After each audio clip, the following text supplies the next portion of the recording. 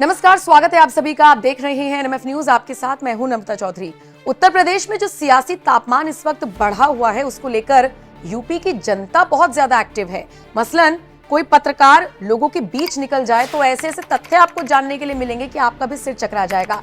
UP के अलग अलग इलाकों से हम लगातार ओपिनियन पोल करके आपको दिखा रहे हैं और इसी कड़ी में हमारे संवाददाता विवेक पांडे जब यूपी के सिद्धार्थनगर पहुंचे, वहां पर एक चाय की दुकान पर पहुंचे तो कुछ लोगों से उन्होंने बात की और जाना कि आपके हिसाब से यूपी में सबसे ताकतवर कौन है। बेसिकली उनका सवाल तो बीजेपी में सबसे ताकतवर कौन है था, लेकिन लोगों ने इसे खुद से यूपी से जोड़कर देखा और योगी आदित्यनाथ का नाम लेते हुए नजर आए।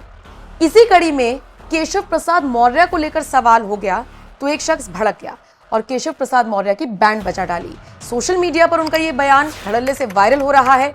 तो चलिए हमारे संवाददाता की एक खास रिपोर्ट तो देखिए ही, साथ ही साथ कमेंट करके बताइएगा कि इस शख्स ने जिस तरीके से योगी का समर्थन करते हुए केशव प्रसाद मौर्य की बैंड बजाई, उसको लेकर आप क्या राय रखते हैं। केशव प्रसाद मौर्य विधायकी का चुनाव हार गए, इनके पास कौन सा जनाधार है? ये किसके बल पे जो है योगी जी को चुनौती दे रहे हैं?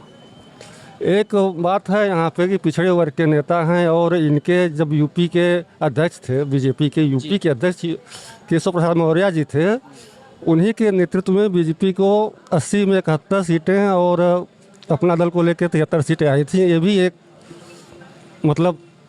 एक तथ्य है। तो कुल मिला के मोदी नंबर 1 और नंबर 2 पे आपके योगी योगी क्या नाम है आपका? कमलेश कुमार गुप्ता। सर जी, आप बताइए, अभी जिस तरीके से उत्तर प्रदेश में माहौल लगातार चर्चाओं में चल रहा है और केशव वर्सेस योगी की लड़ाई चल रही है, केंद्र में भी नड्डा जी से मुलाकात हुई मौर्य जी की, और ऐसे में अब ये सवाल उठ रहा है कि क्या योगी, मोदी, शाह, ये जो तीनों राजनीतिक के बड़े दिग्गज खिलाड़ी हैं बीजेपी के, इनमें कौन सबसे ताकतवर? सबसे ताकतवर तो इस समय मोदी जी हैं और दूसरे नंबर पर योगी जी आएंगे।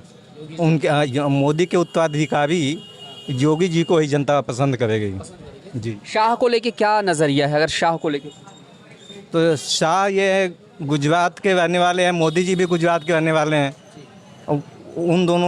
वो दोनों लोग मिल कर के राजनीति कर रहे हैं और इस वजह से योगी को जो डाउन करना चाह रहे हैं, लेकिन योगी जी डाउन नहीं होंगे, वो आगे बढ़ेंगे, उभरेंगे भविष्य में।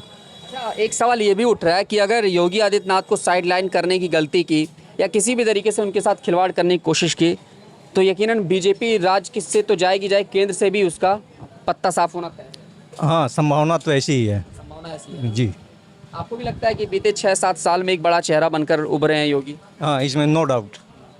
योगी मोदी का जो नारा चल रहा है देश भर में, लगता है कि हाँ वाकई में जनता उसके साथ में? हाँ, जनता उनके साथ में है। मोदी के बाद योगी जी? जी जी जी जी, इसमें कोई संदेह नहीं।